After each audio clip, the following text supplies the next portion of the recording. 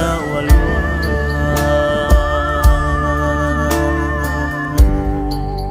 giờ chỉ qua lo của muôn đời yêu à chân yêu anh nhớ có son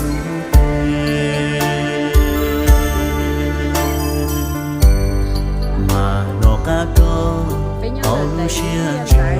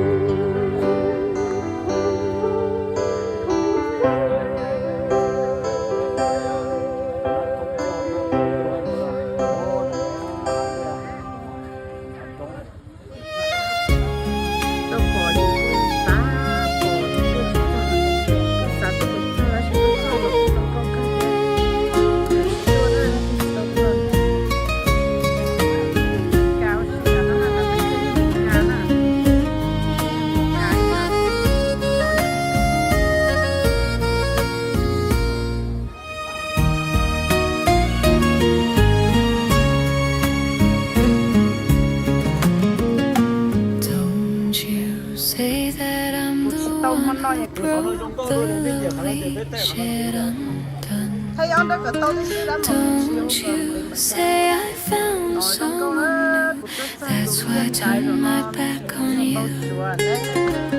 Let me tell you so you know, in my life it's only you I hold. Who's the one who wrote those lines, saying I've moved on, found someone in time. The love we had so long ago, don't think of it, don't let it grow, don't let it be a place of pain, where memories live and still remain. I heard the news, you're married now, my heart broke twice, I don't know how. I wish my breath would fade away so I don't feel this pain today. Tears keep falling, never try this love I held, can't say goodbye.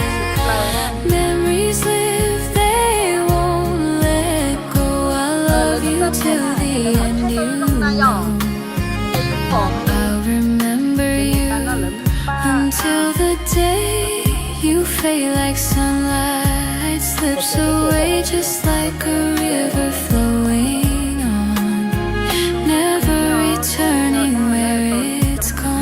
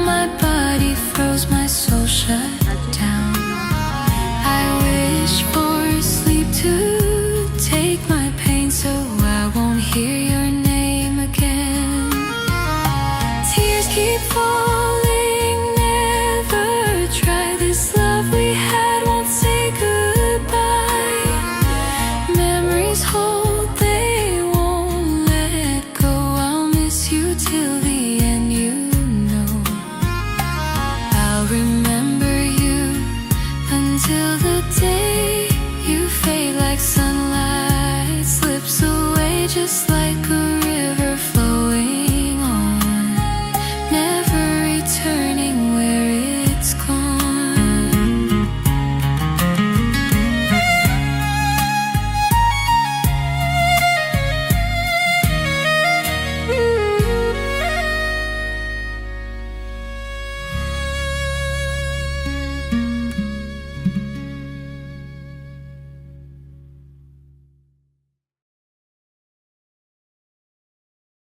ok bên chạy cho mình cho nó phải đó bye bye xin chít được đấy